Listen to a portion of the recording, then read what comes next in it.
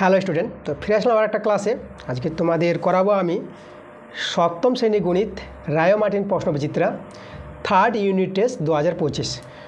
দেখো, আজকে তোমাদের জন্য আমি নিয়ে এসেছি 12 নম্বর স্কুলটা। এর আগের 1 থেকে 11 নম্বর স্কুল দেওয়া হয়ে গেছে। যারা দেখোনি স্কুলগুলো, তোমরা ওই ক্লাসগুলো দেখো, ঠিক আছে। আজকে আমরা 12 নম্বর যে স্কুলটা করাবো। পেজ নাম্বার তোমাদের 177 পাতায় চলে আসতে হবে। এই 177 পাতায় তোমাদের 12 নম্বর স্কুলটা আছে। তো চলো, আমরা বেশি দেরি করবো না, আজকের ক্লাসের অঙ্কগুলোতে চলে আসবো তাড়াতাড়ি করে। তোমরাও তাড়াতাড়ি করে ভিডিওতে লাইক করে দাও, ভিডিওগুলো বন্ধুর কাছে শেয়ার করে দাও। এবং যারা নতুন আছো এখন পর্যন্ত আমার চ্যানেলটাকে যারা সাবস্ক্রাইব করোনি, তোমরা তাড়াতাড়ি করে আমার চ্যানেলটাকে সাবস্ক্রাইব করে নাও আমার এরকম ক্লাস পাওয়ার জন্য। আচ্ছা, তো আমরা শুরু করে দেবো 1 নম্বর প্রশ্ন। আচ্ছা, অ্যান্সার করার আগে আমি তোমাদের যেটা বলবো যে আমার শরীরটা আজকে একটু খারাপ আছে, একটু সর্দি আছে, মাথাটা ধরেছে আর গলাটাও ধরেছে। তো কথাগুলো আমার আওয়াজগুলো একটু চাপা চাপা আসতে পারে। যাই হোক, কষ্ট করে তোমাদের এই ক্লাসটা দিব। তো খুব কষ্ট করে ক্লাসটা দিচ্ছি। তোমাদের অবশ্যই ভিডিওগুলোতে লাইক তোমাদের করতেই হবে, ভিডিওগুলো বন্ধুর কাছে তোমাদের শেয়ার করতে হবে বেশি বেশি করে। ওকে, চলো তো আমরা দেখে নেব আজকের প্রথম প্রশ্নটা। এর মান দেওয়া আছে, বি এর মান দেওয়া আছে, তাহলে এখানে 3a - 2b। তো দেখো 3a এর মান আমাদের 2 দেওয়া আছে, মাইনাস আর 2b মানে 2 × b, বি এর মানটা দেখো 3 দেওয়া আছে, তাহলে 3 দিয়ে 6 মাইনাস, আর এখানে 2 3 6, 6 6 থেকে যাবে প্লাস মাইনাস, তাহলে 0 পেয়ে গেলাম। দেখো এই নাম্বার অপশানটা। আচ্ছা, চলে যাবো আমরা 2 নম্বর প্রশ্ন। দুটি অনুপাত আছে, এই দুটি অনুপাতের মিশ্র অনুপাত। দেখো, মিশ্র অনুপাত কাকে বলা হয়? মিশ্র অনুপাত বলা হয় যে অনুপাতগুলির প্রথম পার্টের গুণফল, এই যে 2 5 গুণ করবা, 2 5 10, আর অনুপাতগুলির দ্বিতীয় পার্টের গুণফল বা 3 আর 9 গুণ করে 3 9 27, তাহলে 2 5 10, 10 = 27 হবে। ঠিক আছে, এটা একে বলা হয় মিশ্র অনুপাত, যেটা আমরা এই নাম্বার অপশনটা দেখতে পাচ্ছি। এই যে অনুপাতের প্রথমগুলি গুণফল, এই প্রথমটা এর প্রথমটা 2 5 10, আর এর দ্বিতীয়টা মানে 3 9 27।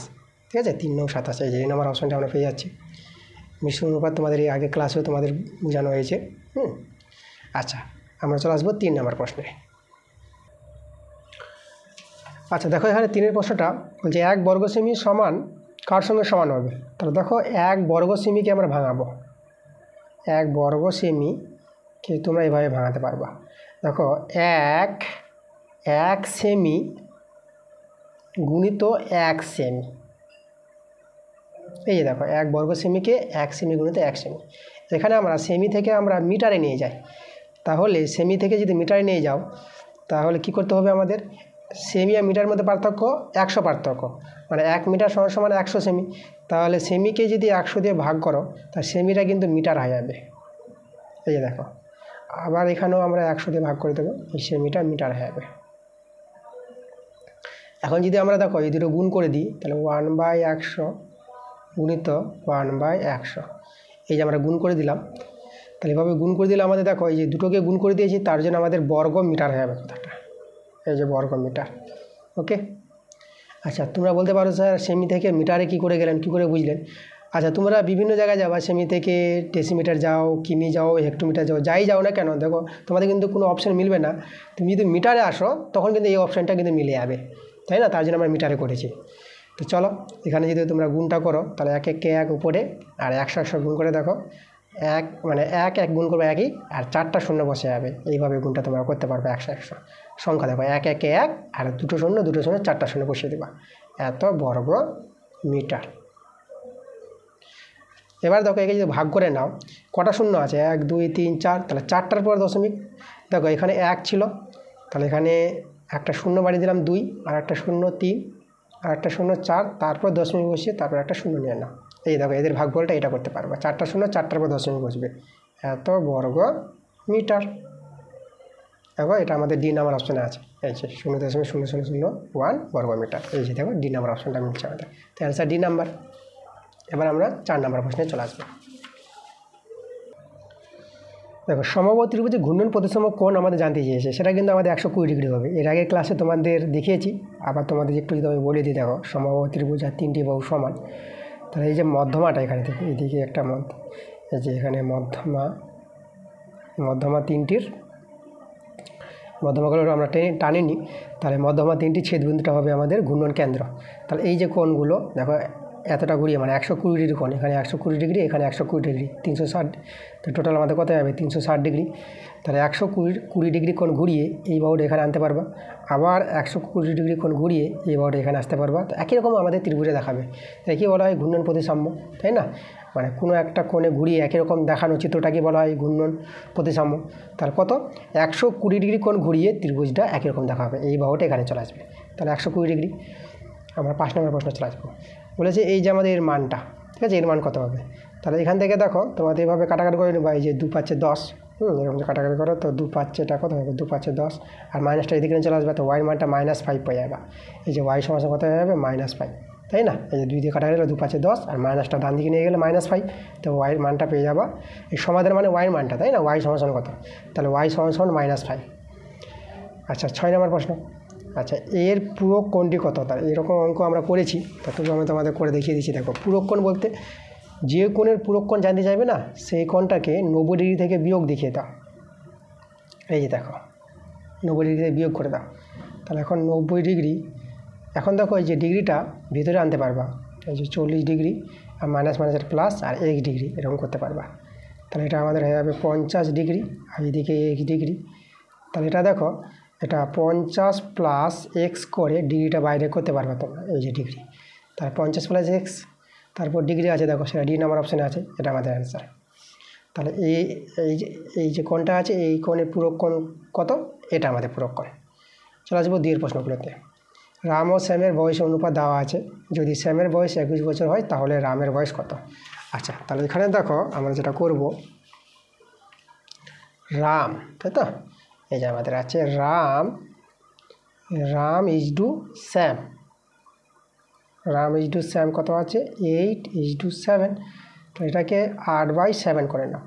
এখন দেখো শ্যামের বয়স দেওয়া আছে 21 বছর, দেখো শ্যাম হচ্ছে 7, তাহলে এখানে আমাদের 21 দরকার, তাহলে 7-এর সঙ্গে 3 গুণ করলে 21 হবে, তাহলে 8-এর সঙ্গে 3 গুণ করতে হবে। তাহলে দেখো তো এদের গুণটা 8 3 24, আর এটা 7 3 21। দেখো শ্যামের বয়স যদি 21 বছর হয় তাহলে রামের বয়স কত হবে 24 বছর হবে, তা রামের বয়স পেয়ে গেলাম আমরা 24 বছর। আচ্ছা এরপরে আমরা পরের প্রশ্নগুলোতে চলে যাব। 2 এর 1 নম্বর করালাম, এবার 2 এর দেখো 2 নম্বর প্রশ্ন। কারণ 2 এর 2 নম্বর প্রশ্নটা দেখো আমাদের মান নির্ণয়ের কথা বলেছে, তা দেখো আমরা মান নির্ণয় আমরা সহজে করে নিতে পারবো, সূচকের অঙ্ক আছে। 2 এর পাওয়ারে 3 আর 3 এর পাওয়ারে 9 আছে, আর 3 এর পাওয়ারে 6। আচ্ছা 6টাকে তোমরা 2 × 3 এভাবে ভেঙে নিতে পারবা, আর বাইরে আবার 3 পাওয়ার আছে, সমান। আচ্ছা এখানে দেখো, আচ্ছা আমি এখানে একটু করাই। আচ্ছা 2 এর পাওয়ারে 3, 3 এর পাওয়ারে 9, আর এখানে 3 এর পাওয়ারে 6। এবার দেখো এটা 2 এর পাওয়ারে 3 আর 3 এর পাওয়ারে 3, মানে 3টা দুজনের উপর পাওয়ার বসে যাবে, 2 এর পাওয়ারে 3 হয়ে যাবে, আর 3 এর পাওয়ারে, আচ্ছা 3 এর পাওয়ারেও 3 হয়ে যাবে। ওকে, আমি এবার এখানে দেখাবো। এদিকে আমরা 2 এর পাওয়ারে 3 গুণিত 3 এর পাওয়ারে 9 লিখে দিলাম। আর এখানে দেখো তো এই যে 3 3 মূল সংখ্যা যদি মিলে যায়, তাই তো, তাহলে পাওয়ার যোগ করতে পারবো। তাহলে 3 রেখে 6 আর 3 যোগ করে 9 হয়ে যাবে। দেখো এই দুটো মিলে মূল সংখ্যা সমান, তাহলে একটা মূল সংখ্যা রেখে দিবা আর পাওয়ারগুলো যোগ করে দাও, 6 আর 3 9, এটাই সূচকের নিয়ম। আর 2 এর পাওয়ারে আবার 3 আছে, দেখো 2 এর পাওয়ারে 3, 2 এর পাওয়ারে 3 কেটে যাবে, 3 এর পাওয়ারে 9, 3 এর পাওয়ারে 9 কেটে গেল, তাহলে আমাদের দেখো 1 অ্যান্সার, তাই না? তাহলে এই যে সূচকের মানটা কত পেয়ে গেলাম আমরা 1 পেয়ে গেলাম। দেখো 35কে 2টি বর্গের অন্তরূপে প্রকাশ। দেখো 35কে আমরা 36 বিয়োগ 1 করতে পারবো। দেখো 36কে 6 এর স্কোয়ার আর 1কে 1 এর স্কোয়ার, দেখো 2টি বর্গের অন্তরূপে প্রকাশ আমরা করে দিলাম। এটাকে তোমরা এ বি সূত্র আকারে ভাঙাতে পারবো। তোমরা 7 5 35 করে নেবা, 7 আর 5, 7কে এ আর 5কে বি ধরে এ বি সূত্র a + b/2 তার whole square minus a - b/2 তার হোল স্কোয়ার, সে 11 প্রকাশ করতে পারো বা এটাও করতে পারো, ঠিক আছে? অ্যান্সারটি এভাবে রেখেছে, সহজে তোমরা এভাবে করে নিবা, হ্যাঁ হয়ে যাবে অঙ্কটা। দেখো আমাদের 4 নাম্বারটা, 4 নাম্বারে কী বলেছে, এতকে এত দিয়ে গুণ। তাহলে এতকে এত দিয়ে গুণ করলে কত হবে? দেখো আমি যে গুণটা তোমাদের এখানে দেখিয়ে দিই, এই জায়গায় দেখাচ্ছি, দেখো মাইনাস সাথে প্লাস হয়ে যাবে, এই যে মাইনাস প্লাস, আর 7 3 21। এবার দেখো পি স্কোয়ার আর পি কিউ, তাহলে পি 2টা আর পি 3টা, তাহলে পি 5টা, কিউ 5টা, এখানে কিউ 2টা, তাহলে কিউ কটা হবে? কিউ হয়ে যাবে 7টা, আর পাওয়ারগুলো যোগ হয়ে যাবে, আর 1টা আর 5টা, তাহলে আর কটা? আর 6টা। দেখো এদের গুণফলটা আমরা পেয়ে গেলাম, এটাই অ্যান্সার আমাদের। 5 নাম্বার বর্গক্ষেত্রের ঘূর্ণন প্রতিসাম্য আলোচনা করো। আচ্ছা বর্গক্ষেত্রের ঘূর্ণন প্রতিসাম্য আলোচনা বলতে দেখো এভাবে তোমরা দেখিয়ে দাও যে এই যে আমাদের একটি বর্গক্ষেত্র, দেখো এইভাবে করে যোগ চিহ্ন দিয়ে দিলাম।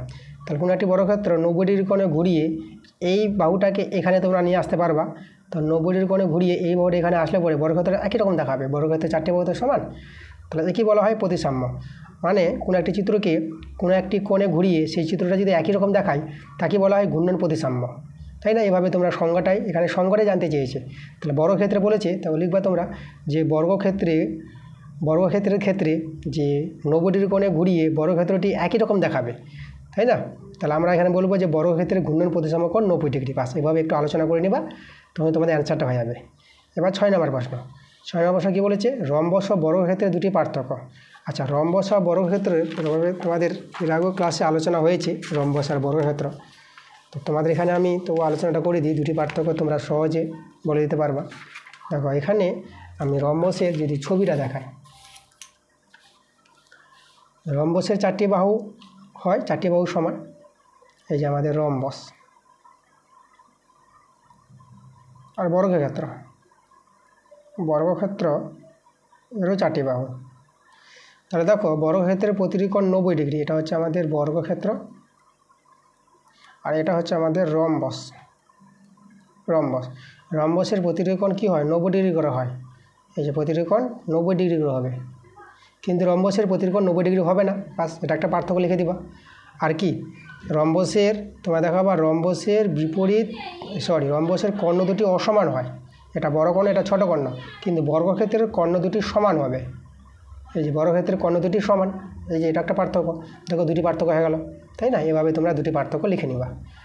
আচ্ছা, এরপরে বড় প্রশ্নগুলো দেখো। বড় প্রশ্নগুলো যে আমি এর আগে যে বলেছিলাম তোমাদের 6 নম্বর প্রশ্ন হয়ে গেছে। বড় প্রশ্নগুলো যে আলোচনা করেছিলাম, যে বড় প্রশ্নগুলো বেশিরভাগ প্রশ্নগুলো বই থেকে তোমরা কমন পেয়ে যাবা। আর বইয়ের বাইরে যেগুলো আছে সেই অঙ্কগুলোর ক্লাস কিন্তু আমি তোমাদের দিব। আমাদের দেখো পরপর আমি ক্লাসগুলো দিচ্ছি। তো 1 মার্কে 2 মার্কের প্রশ্নগুলো দিয়ে দিচ্ছি, তাড়াতাড়ি আমাদের শেষ হয়ে যাবে সবগুলো স্কুল দেওয়ার পর। তারপর আমি বড় প্রশ্নগুলো তোমাদের নিয়ে আসবো। তো আমি যেটা বলেছি আবার বলছি, তোমাদের বড় প্রশ্নগুলো তোমাদের আসবে, খুব শীঘ্রই চলে আসবে বড় প্রশ্নগুলো। তো বড় প্রশ্নগুলো সেগুলো নিয়ে আসবো আমরা। প্রথমে যেসব অঙ্কগুলো বইয়ের বাইরে থেকে আছে, বইয়ের অঙ্ক যেগুলো আছে কমন বই থেকে হুবহু, সেগুলো তো তোমরা জানবা, তোমরা করতে পারবা। আমার চ্যানেলে ক্লাস দেওয়া হচ্ছে, আরও ক্লাস তোমরা পাবা। আর বইয়ের বাইরে যেগুলো আছে, বইয়ের বাইরে থেকে সেই অঙ্কগুলোর ক্লাস আমি তাড়াতাড়ি নিয়ে আসবো। তোমরা তাহলে ক্লাসগুলো মনোযোগ সহকারে দেখো। এই ছিল আমাদের আজকের ক্লাসটা ভালো লাগলে তোমাদের অবশ্যই ভিডিওগুলোতে লাইক এবং ভিডিওগুলো বন্ধুর কাছে বেশি বেশি করে শেয়ার করে দিতে হবে। পরবর্তী ক্লাসটা তোমাদের তাড়াতাড়ি আসবে, ঠিক আছে? তো তোমরা সবাই ভালো থেকো।